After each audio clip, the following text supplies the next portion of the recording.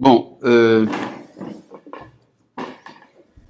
sais pas si vous vous rappelez de ce qu'on avait mis en évidence, c'est le fait que la fête de Rosh Hashanah est fonctionne autour de l'amour. Et le jour de Kippour fonctionne autour de la crainte, et que la fête de Sukkot fonctionne autour de la joie. C'est-à-dire, il y a, selon Rabbi Yehuda Halevi dans le Kuzari, il y a trois canaux qui nous relient au Créateur à travers nos sentiments, qui sont donc l'amour, la crainte et la joie. En hébreu, Ahava, Yira et Simcha. Ça correspond à trois manières de faire teshuva. Il y a une manière de faire teshuva par amour, une manière de faire teshuva par crainte, et une manière de faire teshuva par joie. Ce qui correspond en fait à trois manques du Yetzer Hara. Il y a des péchés que nous faisons par manque d'amour, il y a des péchés que nous faisons par manque de crainte, et des péchés que nous faisons par manque de joie. Et ça correspond en fait aux trois dimensions fondamentales du péché qui sont Shfirut Damim, Avodah Zara et Giloui Arayot. L'homicide, l'idolâtrie et l'inceste. L'homicide, c'est-à-dire le fait de pouvoir tuer son prochain, c'est parce qu'on manque d'amour. Et donc, la réparation de ce Yetzer Hara, c'est l'amour. Et c'est ce qui se fait le jour de Rosh Hashanah. Et il y a une deuxième dimension, c'est la Avodah Zara, l'idolâtrie, qui vient d'un manque de crainte. C'est-à-dire, on a une tendance à faire de la divinité un jouet. Un jouet, c'est par excès de proximité, donc l'homme ne fait pas attention à sa manière de concevoir le divin, il va le concevoir de manière infantile. Donc un manque de crainte, et c'est réparé le jour du Kippour par la Teshuvah, dans la crainte, qui répare la Avodah Zara. Vous vous rappelez que c'est tout le motif de Azazel. Vous vous rappelez de ça? On avait parlé de ça? Oui ou non? Non? Oui, on en a parlé, n'est-ce pas? Ce qui prouve que lui, il était au cours et pas toi. À tous mes cours, tu es venu. Et pourtant, tu ne te rappelles pas qu'on a parlé d'Azazel. Comment se fait-il que toi, tu t'en souviens pas et lui, toi, tu t'en souviens? Hein? Deux? J'entends rien. Hier, on en a parlé. Ah, dans le Ilchot Teshuvah, ça c'est autre chose. N'est-ce pas? C'est le bouc émissaire. Mais il y a dans l'histoire de Azazel quelque chose de très important. Je ne sais pas si vous avez remarqué ce que dit la Torah. Elle dit d'envoyer un bouc à Dieu et un bouc à Azazel. Alors, quelle que soit l'interprétation que l'on donne du mot Azazel, ça veut dire quelque chose d'assez grave. Ça veut dire que ce n'est pas Dieu. Comment est-ce qu'on peut envoyer quelque chose à quelqu'un qui n'est pas Dieu? Ça semble être de l'idolâtrie, n'est-ce pas? Maintenant, alimenter Azazel. Est-ce qu'il faut alimenter Azazel? Mais bien sûr, les forces du mal ou les forces de l'emprise de la nature sur nous ont besoin d'être alimentées. Elles font partie des règles du jeu. Le jeu que nous jouons dans ce monde, celui du libre arbitre, le choix entre le bien et le mal, donc ça suppose qu'il faut alimenter le mal. Mais qui c'est qui nous a dit d'alimenter le mal? C'est Dieu lui-même. Donc ça veut dire que même les forces du mal n'ont pas d'indépendance. Donc c'est la négation totale de l'idolâtrie. Alors, dans la superficialité du texte, on pourrait penser qu'il y a une sorte de dualisme. En vérité, c'est un monothéisme absolu. C'est le Créateur qui dit lui-même d'alimenter ses opposants. Donc les opposants n'ont pas de force. Et donc tout reste dans l'unité divine. Et donc c'est un monothéisme absolu qui se manifeste à travers l'histoire du bouc émissaire. Donc il y a la Avodah Zara qui est vaincue le jour de Kippour. Le manque d'amour, c'est ce qui entraîne l'homicide, c'est la relation défectueuse ben Adam lachavero, entre l'homme et son prochain. Et la Avodah Zara, c'est la relation défectueuse ben Adam lamakom, entre l'homme et son créateur. D'accord? Il y a une troisième relation qui est ben Adam les atzmo, entre l'homme et lui-même. Et ça se fait quand l'homme détériore son être même par la débauche. D'accord? L'inceste, la débauche, c'est la détérioration de l'homme en lui-même, et ça vient d'un manque de joie. Comment faire teshuva de cela? Eh bien, en fêtant la fête de la joie. C'est ça la fête de Sukkot. Maintenant, comment y accéder? Pour y accéder, il faut d'abord passer, et en fait, ça correspond tout à fait au travail qui a été fait par nos patriarches. Qui sont combien, les patriarches? Combien de patriarches nous avons? 3, très bien. Qui sont Yitzhak, Abraham et Yaakov. Yitzhak étant le personnage central de la fête de Rosh Hashanah, Abraham, le personnage central de Kippour, et Yaakov, il reste quoi alors? Sukkot, évidemment, il n'y a pas le choix, c'est par voie d'élimination. Il nous reste Yaakov, qui est celui qui enseigne que le tikkun du Yetzer Hara, du désir sexuel, est également réparable, n'est-ce pas? Et ça, c'est par Yaakov que ça se fait, et ça se fait dans la joie à Sukkot. En effet, le texte nous dit Vayelech Esav ledarko bayom ahu se'ira. Ésaü se rendit ce jour-là dans son chemin à Séhir. Si vous voulez, c'est l'archétype du Sa'ir la-Azazel, du bouc qui est envoyé dans le désert. C'est donc ce départ de Esav pour le désert, pour Séhir, c'est, si vous voulez, la première forme de la fête de Kippour.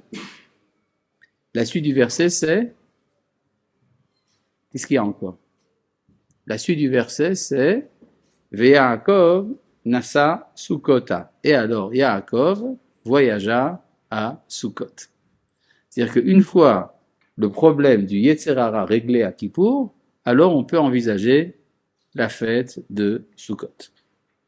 Et cette fête de Sukkot, elle a donc pour origine, pour archétype, si vous voulez, le comportement de Yaakov qui revient en Eretz Israël, qui rentre à la maison. Et c'est qu'en fait, il y a tout un problème dans le fait de rentrer à la maison. Je ne sais pas si vous savez, les fêtes juives sont compliquées. C'est pas vraiment des fêtes. Par exemple, la première fête, celle de Pessah, c'est une fête dans laquelle, bon, c'est sympathique, là, le soir du Seder. Vous avez déjà fait le soir du Seder? Ça vous est arrivé, n'est-ce pas? C'est sympa. Mais il n'y a pas de pain. C'est une fête sans pain, c'est pas vraiment une fête. Après arrive la fête de Shavuot, il y a du pain. C'est sympathique. Mais on dort pas de la nuit. Une fête sans dormir, c'est pas une fête. Arrive Rosh Hashanah, il y a du pain, on peut manger, on peut dormir la nuit, mais on est dans le tremblement à cause du jugement. Pas de sérénité. Arrive Kippour, on mange pas du tout. Arrive Sukkot, on peut enfin manger, on peut dormir, mais on est jeté en dehors de la maison. On n'est pas chez soi. Arrive enfin la fête de Simchat Torah, on peut manger du pain, on peut dormir, on est chez soi, on en est tellement content qu'on danse toute la journée. C'est-à-dire que les fêtes juives sont des fêtes qui entraînent toujours une frustration de quelque chose. Sauf la dernière, la fête de Simchat Torah, qui est une fête de plénitude. Une fête dans laquelle on est enfin arrivé à la plénitude. Donc, on peut dire, la plus grande des fêtes du calendrier juif, c'est évidemment la fête de Simchat Torah, qui est l'aboutissement réussi de tout le processus du tikkun, qui passe entre autres, comment? Quoi?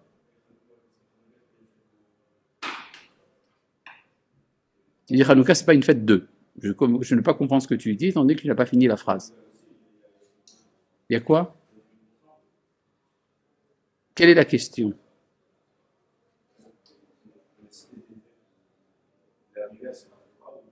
Mais la dernière des fêtes, c'est Simchat Torah. Vous n'avez pas mentionné Hanouka. Ah, tu as compris sa question? Il dit que je n'ai pas mentionné Hanouka. C'est ça que tu voulais dire? Il fallait le dire. Bon, la réponse est que je n'ai parlé que des fêtes mentionnées dans la Torah. Je n'ai pas parlé ni de Purim, ni de Hanouka, ni de Yom HaAtzmaut, ni de Tu B'Shvat, ni de Yom Yerushalayim, ni des jeûnes, tels que Tisha B'Av et tout le reste. Je n'ai parlé que du cycle des fêtes institué par la Torah elle-même. C'est déjà assez compliqué comme ça. Voilà. Bon. Alors, qu'est-ce qu'il faudrait dire pour Hanouka? C'est tout un travail. Mais là, j'en suis pour l'instant au cycle voulu par la Torah, on voit que la Torah a pour aboutissement le fait de la joie absolue, de la jouissance absolue, et ça se passe le jour de Simchat Torah. Vous avez compris? Bon. Eh bien, si je reprends, donc, il y a quand même une espérance, pendant la fête de Sukkot, d'enfin pouvoir faire la fête. Simplement, on nous dit, c'est encore trop tôt pour que ça se fasse à la maison. Pour que ça marche, il faut... Attends, mais viens, ça va pas Pour que ça marche, il fait semblant de comprendre. Il est tout content de me voir donner un cours en français. En fait, il comprend pas. Enfin, où est-ce que j'en étais? Oui. Alors, on se dit, à Sukkot, on a fini avec les péchés, il n'y a plus d'Yetzer Hara, c'est fini, tout va très bien, mais il y a encore une hésitation. Pour pouvoir pleinement jouir, on le fait en exil. On est exilé de sa maison, et c'est en dehors de chez soi qu'on fait la fête. On attend le 8e jour pour que ce soit vraiment bien intégré, on peut le faire à la maison. Mais il y a quand même ce motif de la joie. Il y avait dans le temple de Jérusalem, lorsqu'on puisait l'eau qu'on allait verser sur l'autel, on faisait ce qu'on appelait Simchat Betashoeva, la réjouissance de la puisaterie. Et on puisait l'eau, et alors il y avait une grande réjouissance qui continuait pendant toute la nuit avec des torches enflammées et tout le reste. Donc, il y a cette idée que la dépravation personnelle, c'est-à-dire la débauche, vient du fait qu'on recherche la joie et qu'on ne la trouve pas. On cherche une satisfaction immédiate qui donnerait un sens à un monde qui est sans sens. Alors, c'est tout ça parce que ça manque de joie. Et donc, à Sukkot, on se réjouit. J'ai expliqué, j'ai dit tout à l'heure, que tout cela tourne autour de la personne de quel des patriarches? Yaakov, n'est-ce pas? Jacob. Où est-ce que j'étais chercher tout ça? Quand même bizarre, non? Et il y a un verset absolument incroyable lorsque Yaakov se trouve chez son beau-père Lavan, et c'est pas des blagues, c'est Lavan, quand il lui dit voilà, je vais travailler pendant 7 ans pour mériter ta fille, Rachel.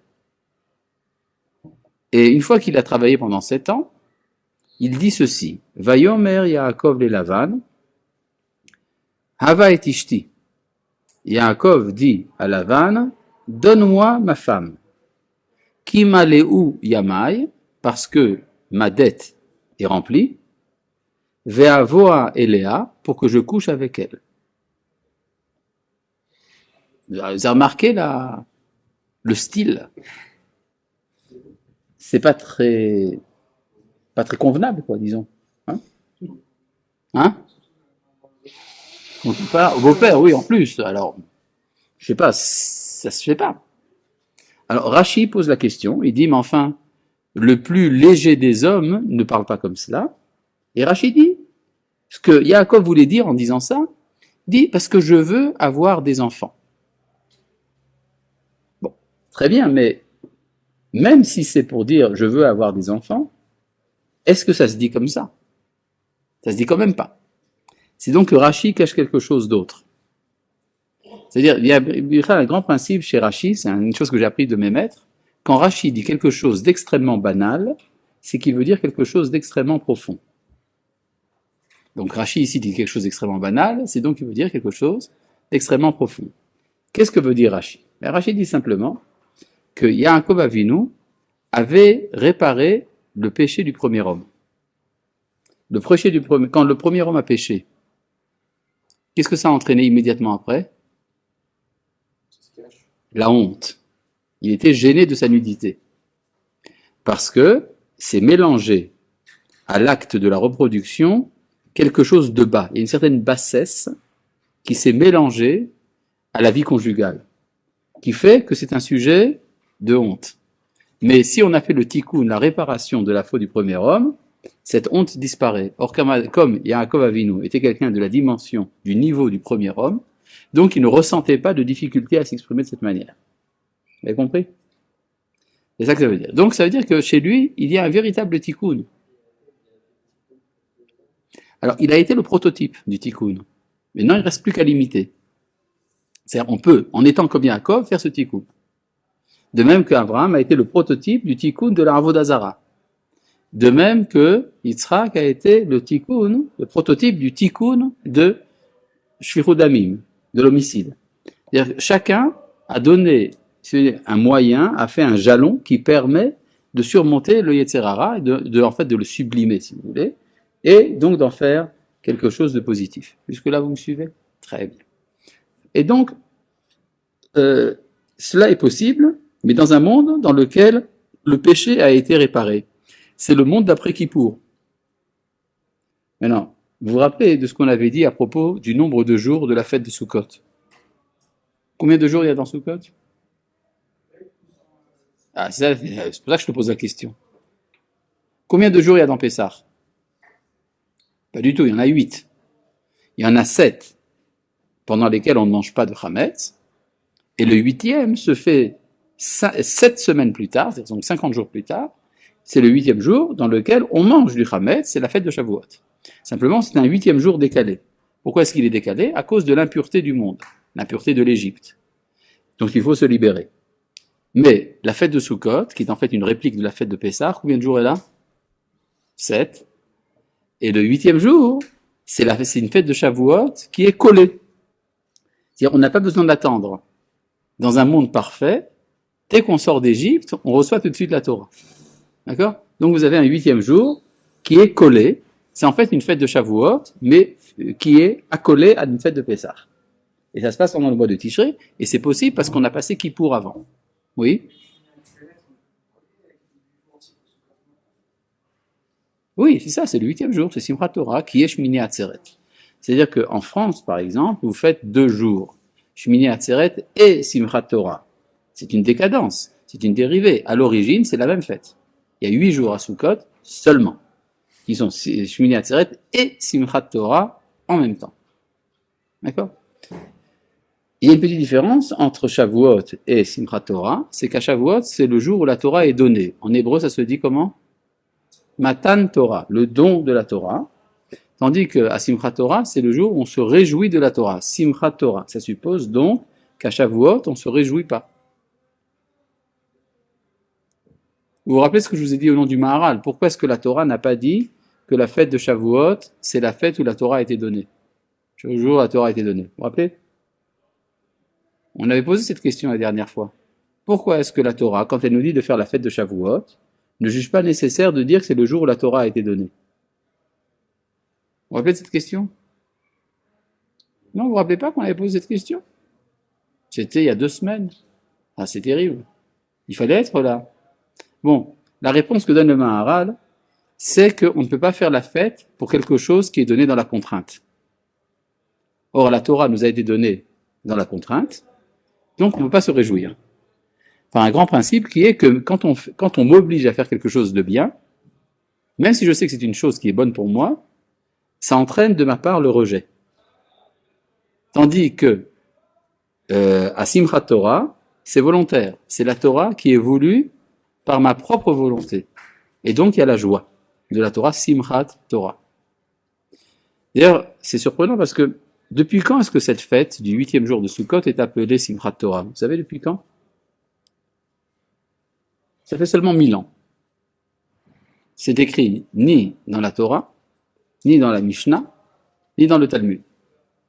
Ça fait seulement, il y a à peu près 1000 ans que dans l'Europe du Nord, les Juifs ont commencé à appeler cette fête Simchat Torah, parce que c'est le jour où on finit la lecture des 5 Chumashim, des 5 parties de la Torah, pour recommencer. Parce que ça veut donc dire que c'est une joie de la Torah parce qu'elle est l'initiative volontaire du peuple juif. C'est nous qui avons décidé que ce serait le jour où on se réjouirait de la Torah. Mais c'est l'instinct des Béné Israël, ça s'appelle le roi HaKodesh du clan Israël, qui a compris que c'est un jour de réjouissance. Maintenant, je reviens à Yaakov Avinu. Vous vous rappelez donc, on avait dit Vayeler Esav ledarko bayom hahu se'ira. Ésaü se rendit en ce jour dans son chemin pour Seir. Yaakov nasa Sukkota. Et Yaakov voyagea à Sukkot. Vayiven lo, il se construisit. Qu'est-ce qu'il a construit? D'après vous, qu'est-ce qu'il a construit? Hein? C'est ce qu'on s'attendrait à avoir écrit, n'est-ce pas? On s'attendrait à ce qui est écrit, qu'il a construit une souka. Eh bien, malheureusement, c'est pas ça qu'il a écrit. Il a écrit Vaïvenlo Bait. Il s'est construit une maison. Ul miknehu asa soukot. Et pour ses troupeaux, il a fait des soukot, des cabanes. Ça veut dire que nous nous comportons comme le troupeau de Yaakov et pas comme Yaakov lui-même. Ça veut dire que le troupeau de Yaakov, ce sont tous ceux qui lui sont associés. Entre autres, nous faisons partie de ce troupeau. Et ça veut dire que chez Yaakov, la sainteté est déjà tellement bien établie qu'elle peut rentrer dans un endroit fixe, dans la maison. Mais nous autres, nous avons des réticences. Nous préférons encore vivre ça dans la souka avant de rentrer dans la maison à Shmini Atzeret. Vous avez compris? Il y a à ce propos tout un débat dans Maseret Souka. Au début du traité de Souka, dans le Talmud, il y a... Est-ce que je peux avoir un verre d'eau? Je crève de soif. Ça serait sympathique de votre part. Si vous voulez, je peux me lever et aller chercher moi-même, mais je ne veux pas vous prendre ce plaisir. Si je peux avoir un verre d'eau. Il y a dans la Mishnah, au début de Maseret Souka, il y a une controverse entre Rabbi Yehuda et les Chachamim à propos de la hauteur maximale d'une souka. Alors, je vous lis ici le texte. On nous dit cela. Souka, shei gevoa lema'ala me'esrim ama pesula. Une souka qui dépasse 20 coudées est disqualifiée. Elle n'est pas valable. Ve Rabbi Yehuda marchir. Mais Rabbi Yehuda, lui, il autorise. C'est quoi cette marloquette? Alors, il y a tout un débat dans la Gemara pour savoir d'où est-ce que les Chachamim ont tiré cette hauteur maximale. Une des raisons qui sont données, c'est que la Torah a parlé d'une souka. Une souka veut dire par définition une habitation précaire. On ne fait pas une habitation précaire de plus de 20 coudées de hauteur. Dès que l'on fait plus que 20 coudées, c'est qu'on a décidé que ce serait une habitation fixe, ce qui est contraire à l'esprit du verset. Et donc, la Torah nous dit, tu ne peux pas faire plus de 20 coudées. D'accord? Ça, c'est l'opinion de Chachamim. C'est combien 20 coudées? Hein? Pas du tout. Comment? Pas du tout. Pas du tout. Comment? C'est pas grave, je suis prêt à souffrir. Il n'a pas trouvé de verre, le pauvre. Tu te rends compte? Ouais. C'est terrible. Alors, comment? De verre. Il s'est levé pour m'amener à boire. Hein. Il n'a pas trouvé de verre. Oui, bon. Mais c'est trop tard. Voilà, il a pris à nous. Ouais. Non, c'est trop tard. C'est pas grave, il va amener maintenant. J'espère que je serai sauvé de la déshydratation. Et donc, 20 coudées, c'est 9,60 m. D'accord? 20 coudées, c'est 9,60 m. Si vous faites un bâtiment de plus de 9,60 m, par exemple 9,60 m et 5 mm, c'est donc que vous avez décidé de faire une habitation fixe. Ah, comme c'est bon de ta part, c'est tellement gentil. Merci beaucoup. Que Dieu te bénisse, mon fils.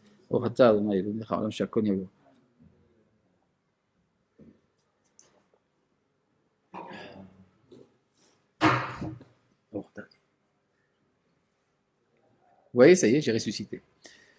Eh bien, non, parce que la vérité, c'est que j'ai pris des raisins secs tout à l'heure. Donc ça, c'est le Chazan à Kippour qui, au milieu de la prière, dit à son fils, amène-moi un verre d'eau. Mais enfin, c'est Kippour, amène-moi un verre d'eau, je te dis. Bon, il lui amène un verre d'eau, il boit, il dit, j'aurais jamais dû prendre du hareng le matin. Bon, donc, Souka, Sheik voit les Ma'ala Misrimama, puis celui-là, donc après les Chachamim, une Souka ne peut pas être plus haute que 20 coudées. Mais Rabbi Yehuda, lui, il est d'accord. Il dit que même une souka de 40 coudées, de 50 coudées, ça marche quand même. Où est-ce qu'il a été chercher tout ça, Rabbi Yehuda? La Gemara explique, en particulier dans le Talmud de Jérusalem, il y a quelques allusions dans le Talmud de Babylone, c'est que d'après Rabbi Yehuda, la souka doit être fixe. Elle doit être contrairement à l'opinion des Chachamim qui disent que la souka doit être quelque chose d'éphémère, de passager. Lui, au contraire, pense que la souka doit être quelque chose de fixité. Et d'où est-ce qu'il a appris ça? Ben, il a appris ça du fait que le Beth Amikdash est appelé dans le livre de Tehilim souka. Or, le Beth Amikdash, c'est le lieu de la fixité par excellence. C'est le lieu où la sainteté est là pour l'éternité. Donc, pour Rabbi Yehuda, la souka est un lieu de permanence. En fait, l'origine de cette marloquette se trouve déjà dans l'histoire de Yaakov Avinu. Il se fait pour lui une maison, et pour son troupeau, il fait des soukottes. Ça veut dire que Rabbi Yehuda a pour origine de sa chita le comportement de Yaakov, et les Chachamim ont pour origine de leur chita, de leur système, le comportement du troupeau de Yaakov. Vous avez compris? C'est-à-dire, les origines des controverses des rabbins dans le Talmud, ça revient à différentes modalités des récits de nos ancêtres. D'accord? Mais ça veut dire que Yaakov est quelqu'un qui vit déjà la sainteté et la plénitude de la sainteté dans ce monde. Donc il se fait une maison. Et donc Rabbi Yehuda dira la souka a plus que 20 coudées. Tandis que nous autres, les simples juifs, nous n'avons pas ce niveau-là. Alors nous faisons la halakha comme les chachamim qui nous disent il faut être dans l'éphémère. Maintenant tout cela est lié à quelque chose de beaucoup plus profond que l'on retrouve le jour de Sukkot. C'est ce qu'on appelle la sainteté de la nature. En hébreu, Kedusha Shebateva. Vous avez entendu parler de ce terme-là, la sainteté dans la nature? Non. C'est un terme qui est rare dans le judaïsme, employé entre autres par le Rav Kook. D'habitude, on considère la sainteté comme ce qui transcende la nature. C'est-à-dire, pour être saint, je dois surmonter la nature. Je dois prouver mon indépendance. C'est par exemple ce que je fais le jour de Kippour. Le jour de Kippour, je prouve pendant 24 heures que je suis au-delà du monde. Je suis capable ni de manger, ni de boire, ni de me laver, ni de travailler, ni d'avoir une vie de famille. Tout cela, donc, ça prouve que, ni de porter des chaussures. Ça veut dire que je suis pendant 24 heures angélique. Je suis quelqu'un qui dépasse la nature. Mais, par contre, la nature, elle, n'est pas porteuse de sainteté. Pourtant, nous autres, les juifs, nous sommes des monothéistes. Et donc nous savons que Dieu est présent partout, aussi bien au-delà de la nature que dans la nature. Seulement, les Juifs ont toujours été un peu embêtés avec cette histoire de la sainteté de la nature. La sainteté dans la nature est quelque chose qui nous fait peur. En effet, je ne sais pas si vous avez entendu parler de différents mouvements qui ont commencé au XIXe siècle, qui préconisaient le retour de l'homme à la nature. Vous avez entendu parler de ça? Les scouts, par exemple, Baden-Powell, et puis le pétainisme, et puis des tas de mouvements verts qu'il y a aujourd'hui, qui disent qu'il faut, non, ça n'a rien à voir avec ton vêtement, qu'il faut revenir à la nature. Quand les Juifs entendent des choses pareilles, ils ont peur. Pourquoi? Parce que le retour à la nature, ça implique très rapidement le retour à la sauvagerie. Parce que la nature n'est pas morale, la nature est sauvage. Il y a une violence dans la nature. Et c'est d'ailleurs pas pour rien que ces genres de mouvements ont entraîné le fascisme, le nazisme et des tas de choses de ce genre. Donc, mais d'un autre côté, les Juifs ont toujours su qu'il y avait de la sainteté dans la nature, mais on s'est toujours dit, on va laisser ça pour la fin de l'histoire. On va laisser ça pour plus tard. D'abord, imprégnons-nous de la sainteté qui surmonte la nature, qu'on appelle en hébreu Kedusha Shemea Lateva, la sainteté qui est au-dessus de la nature. Et puis quand on aura fini avec ça, un jour, on va également ouvrir ce paquet que nous avons laissé fermer jusqu'à présent, qui comprend la sainteté de la nature. Jusque-là, vous me suivez? Maintenant, la bombe. Le Rav Kook fait remarquer, dans ses écrits, que la fin est arrivée. Et comme elle est arrivée, il y a une exigence chez les Hébreux, chez les enfants d'Israël, de se relier à la sainteté de la nature, ce qui s'exprime entre autres par le sionisme laïque, le sionisme non religieux, qui lui cherche, sans le savoir, à retrouver la rencontre avec le Créateur du monde dans la nature. Et c'est pour ça qu'il rejette la tradition religieuse. Vous comprenez qu'ils avaient raison, les Juifs, d'avoir peur de la sainteté de la nature. D'un autre côté, ça existe. Alors, pour pouvoir appréhender la sainteté de la nature, il faut d'abord être passé par Rosh Hashanah et Kippour. Une fois qu'on a réussi, on rentre dans le pastoral. Je sais pas si vous avez remarqué que la fête de Sukkot a un aspect extrêmement naturel et pastoral. Il y a deux mitzvot, une qui nous entoure et une que l'on tient.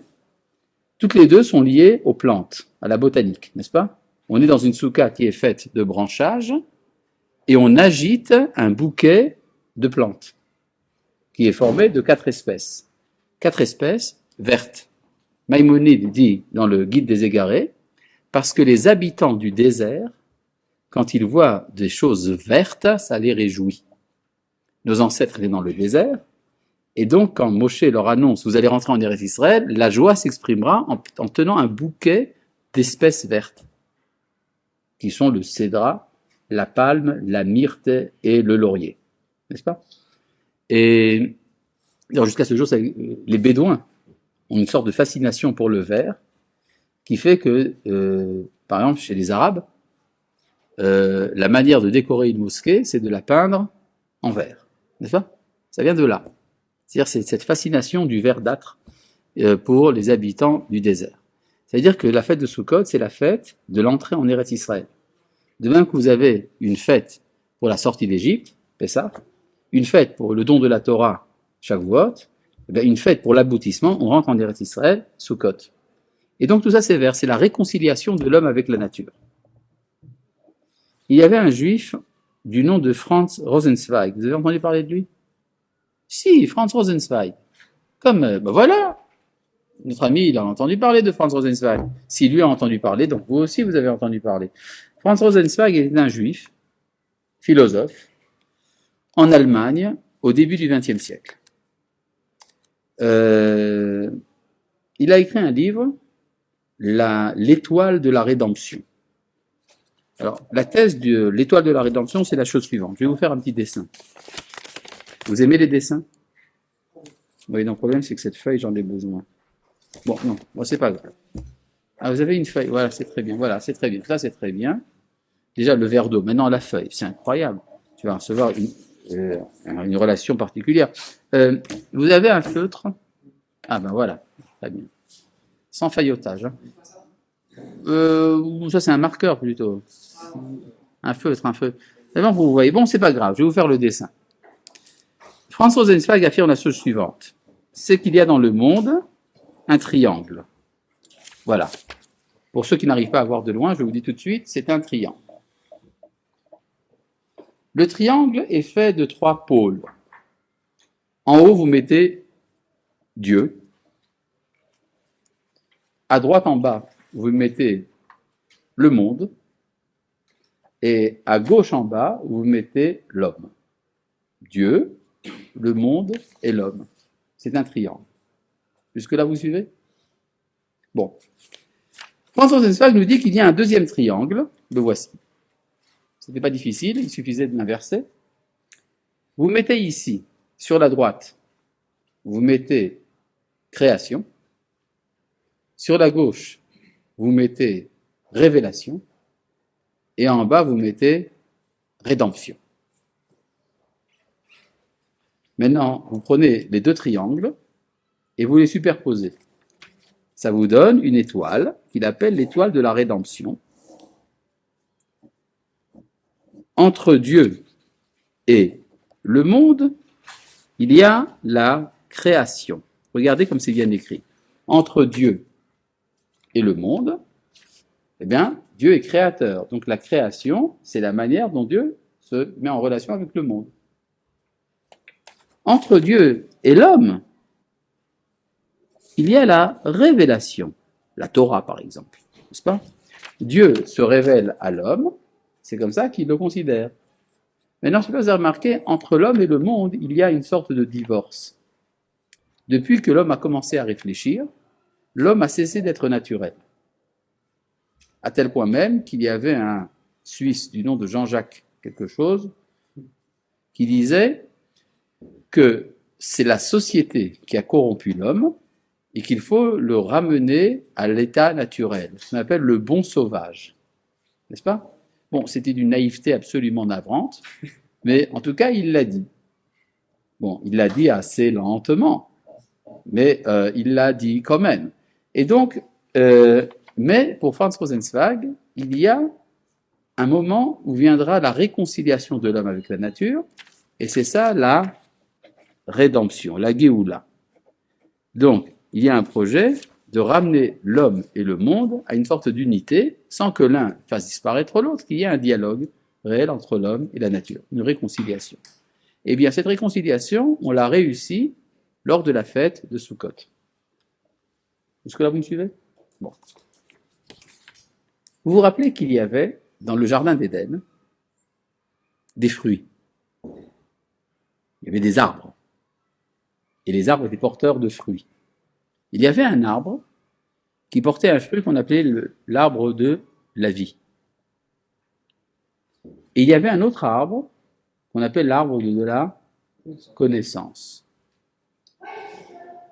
Très riche. Dieu a dit à l'homme, ne mange pas de l'arbre de la connaissance. Pourquoi? Parce que le jour où tu en mangeras, tu mourras. N'est-ce pas? Donc interdit de manger de l'arbre de la connaissance, parce que ça entraîne la mort. D'un autre côté, Dieu lui a dit également, il faut que tu manges de tous les arbres du jardin. Mikol et Sagan achol tochel. Donc ça implique également l'arbre de la connaissance. Ça pose un problème. Ordre et contre-ordre, n'est-ce pas? Ordre de manger de tous les arbres, contre-ordre, interdit de manger de l'arbre de la connaissance. Ordre et contre-ordre, ça fait le désordre, n'est-ce pas? Alors comment réconcilier ces deux commandements? L'un qui dit de manger de l'arbre de la connaissance et l'autre de ne pas en manger. Oui. On a le droit d'en manger le 7e jour, c'est juste le 6e jour. Il ne pas en manger aujourd'hui. Dit de ne pas en manger aujourd'hui. C'est une lecture qui n'est pas tout à fait légitime. Je sais, je connais cette lecture. Mais il dit, le jour où tu en mangerais, tu mourras. Ça veut dire, mais tu dois en manger, mais tu ne dois pas mourir. Alors qu'est-ce qu'il faut faire? Vous n'avez pas une solution? Il faut prendre un antidote contre la mort. C'est quoi? L'arbre de la vie, exactement. Donc le péché du premier homme, d'après la tradition juive, n'est pas d'avoir mangé de l'arbre de la connaissance, mais de ne pas avoir mangé de l'arbre de la vie avant.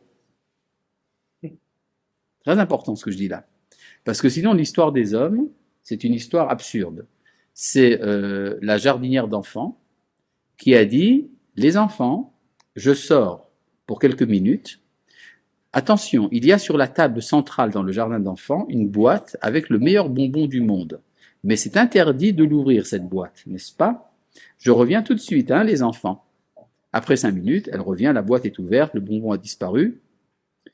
Alors, qui c'est qui a mangé? C'est pas moi, mademoiselle. N'est-ce pas? Comment? C'est toi qui l'as fait. Sors d'ici.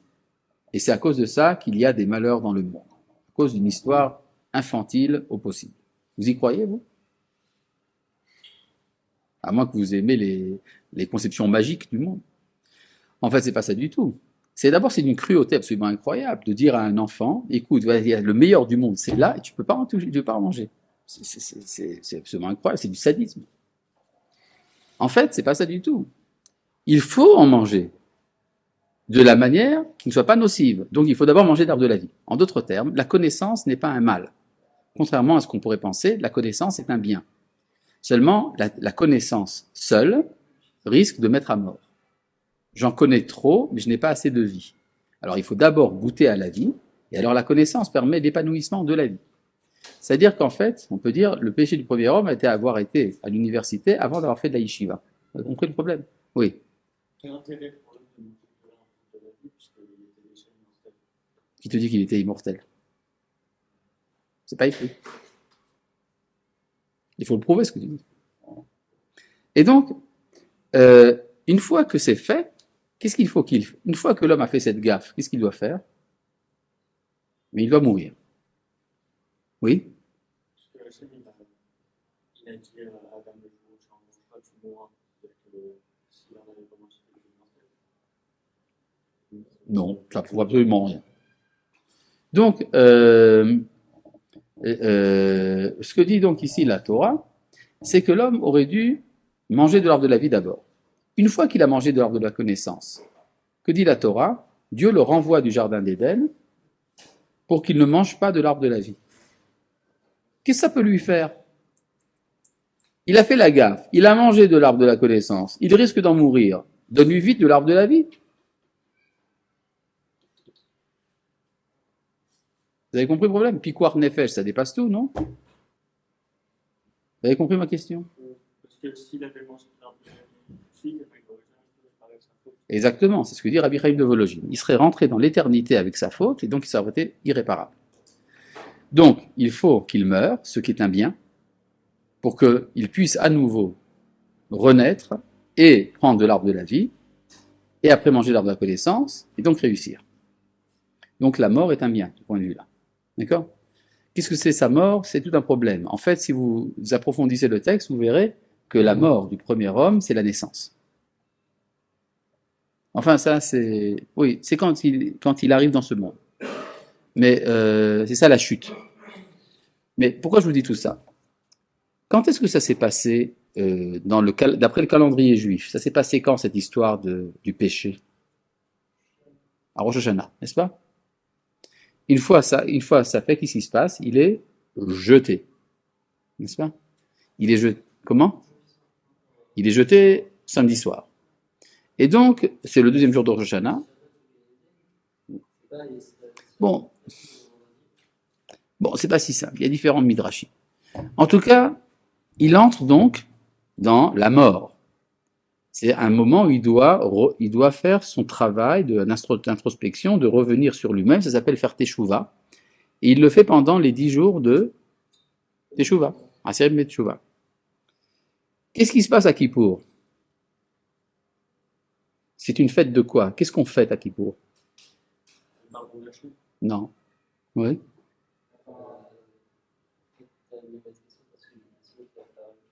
C'est quoi la question? Il a été chassé du pays d'Éden, vous avez décrit, et ça c'est mourir aujourd'hui.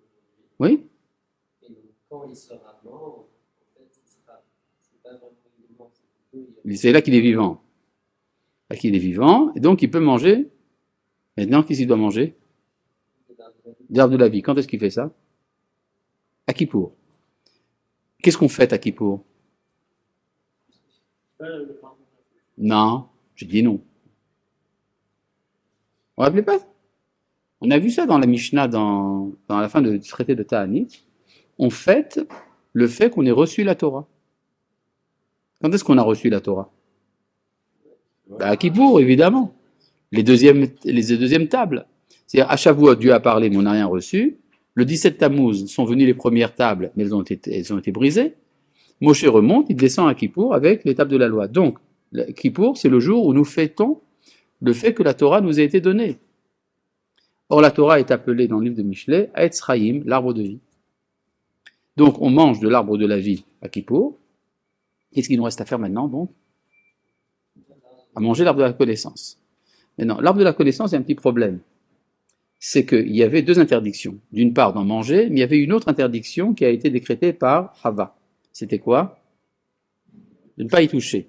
Pourquoi ne pas y toucher? Quel était cet arbre d'abord? C'est quoi l'arbre de la connaissance? Quel arbre c'était? Il y a plusieurs opinions. Quelle est l'opinion centrale chez les Chachamim? C'était le cédra, le hétrog. Le hétrog. Botaniquement parlant, d'ailleurs la Gemara le dit dans le traité de Rosh Hashanah, si vous touchez un cédra qui est sur l'arbre, vous l'abîmez. Donc, c'est les éleveurs, enfin pas les éleveurs, les producteurs de cédra, les éleveurs de cédratiers, ils font très attention qu'on ne touche pas les arbres, les fruits, même ils les entourent d'un sachet de papier. Et ils coupent toutes les épines autour. C'est-à-dire que elle avait raison, Chava. Si c'est pour pas en manger, alors il faut pas le toucher. Donc, à partir du moment où on a mangé l'arbre de la vie à Kippour, alors il faut d'abord lever l'interdiction de toucher. Donc il y a une fête où la mitzvah, c'est de prendre en main le hétrog. On a levé l'interdiction midera banan qu'a fait Chava. Vous avez compris? Parce que, Comment? Pourquoi est-ce qu'on ne le mange pas? Parce que c'est peut-être encore un peu trop tôt. Mais la Mishnah dit, dans le traité de Souka, que les enfants mangent le hétrog le 7e jour de Sukkot. Ils le mordent. C'est-à-dire, après qu'on ait agité les 4 espèces, les enfants s'emparent du hétrog et le mordent. Pourquoi les enfants? Parce qu'ils n'ont pas péché. Et il y a un usage, chez les Juifs, de faire de la confiture de cédra qui est mangée le jour de Tou Bishvat.